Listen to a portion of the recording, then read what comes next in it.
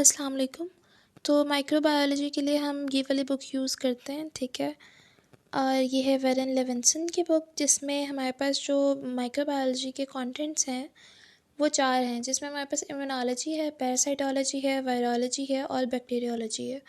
इसमें से जो मेजर कंपोनेंट या मेजर पार्ट है वो है बैक्टीरियोलॉजी, और जो वायरोलॉजी और पैरासाइटोलॉजी है ये मिनिमम पोर्शन है, और इम्यूनोलॉजी जो है वो सेम वही है जो हमने पैथो की मार्किंग्स में कवर कर ली है, ठीक है। तो वो वहीं से करनी है, इसमें से नहीं करनी। बाकी वैसे अगर हमारा सिलेबस देखा जाए तो उसमें पूरी ये लेविंसन की बुक आती है, इसमें सारे जितने भी कंटेंट्स हैं वो सारे हमारे सिलेबस के हैं।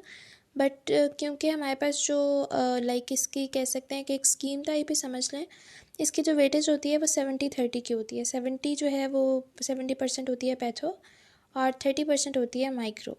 तो इसलिए हम इसको जो है वो सिलेक्टिव पढ़ते हैं, बहुत ज़्यादा एक्सटेंसिवली नहीं पढ़ते। तो इसके कंटेंट्स मैं आपको दिखा देती हूँ, और इसके अलावा फिर मैं कंटेंट के अकॉर्डिंग आप लोगों को मार्किंग करवाऊँगी। आपने साथ साथ उन मार्किंग को किसी जगह पे नोट करते जाना है, और उसके बाद फिर आपने उन चैप्टर्स में से जो है वो देख के और इन चीज़ों को प्रिपेयर कर लेना। ये इसके कंटेंट्स हैं, जिसमें सबसे पहले ये बेसिक बैक्टीरियोलॉजी है, जिसमें सारे चैप्टर्स ही इंपॉर्टेंट है। ये क्लिनिकल बैक्टीरियोलॉजी है, जो क्लिनिकल अगर कुछ आ जाता है तो उसके लिए है। बेसिक वायरोलॉजी सारा हमारे सिलेबस है, और इसके क्लिनिकल में जो इससे एसोसिएटेड क्लिनिकल है वो चीज़ें आ जाती हैं। उसके बाद हमारे पास माइकोलॉजी को हम स्किप कर सकते हैं, फिर आ जाती है पैरासाइटोलॉजी और ये इम्यूनोलॉजी। ये हमारे पास जो है वो बेसिकली हमारा सिलेबस है, और इसके अलावा ये इन्फेक्शियस डिजीज़ भी हमारे सिलेबस में ही है। तो इन शॉर्ट कि ये वेरन लेविंसन पूरी की पूरी हमारा सिलेबस है, ठीक है। तो मैं आप लोगों को बताती हूँ मार्किंग अब चैप्टर वाइज। तो उन मार्किंग को नोट कर लें, क्योंकि इस चैप्टर में से या इस बुक में से वो मार्किंग्स एक एक मेंशन कराना बहुत मुश्किल है, तो इसलिए मैं आपको बता रही हूँ, आप लोगों ने नोट कर लें और फिर बाद में जो है वो उसके अकॉर्डिंगली देख के प्रिपेयर कर लें।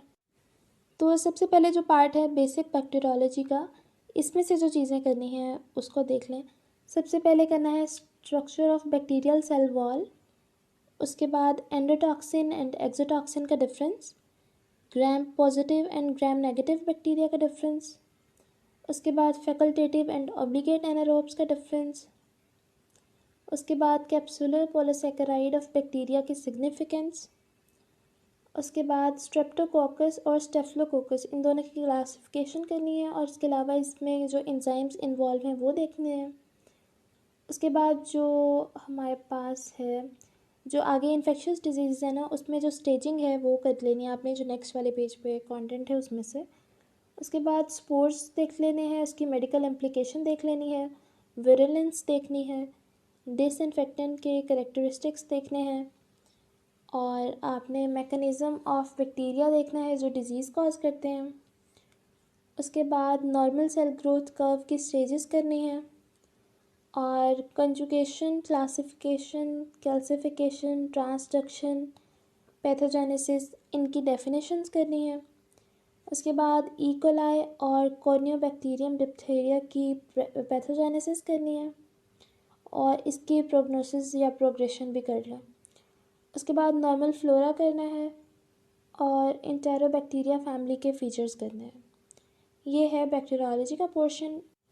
उसके बाद आ जाते हैं हम बेसिक वायरोलॉजी के पोर्शन पे। इसमें से बहुत कम चीज़ें करनी है। सबसे पहले आपने वायरस का बेसिक सा स्ट्रक्चर कर लेना है ऐसे के पॉइंट ऑफ व्यू से। उसके बाद इसकी लैब डायग्नोसिस देख लेनी है। उसके बाद होस्ट डिफेंस मैकेनिज़्म देख लेना है, और इसमें किल्ड और लिव अटेनुएटेड वैक्सीन जो हैं इनका डिफरेंस देख लेना है। उसके बाद मेडिकली इम्पॉर्टेंट वायरसेस जो हैं उसकी क्लासिफिकेशन देख लेनी है। ये क्लासिफिकेशन जो है ये आपको क्लिनिकल पोर्शन में मिल जाए। उसके बाद आ जाता है हमारे पास पैरासाइटोलॉजी का पोर्शन।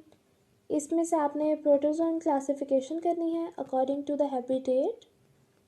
उसके बाद आपने एंटमेबा हिस्टोलिटिका का लाइफ साइकिल करना है।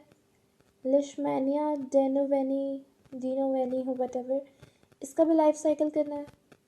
और इसमें से जो पैरासाइटोलॉजी है उसका यही पोर्शन है। पैरासाइटोलॉजी में से बहुत कम ही है कि कुछ आए, अगर आएगा तो इन्हीं दो जो कंटेंट्स है ना इनमें से ही आएगा।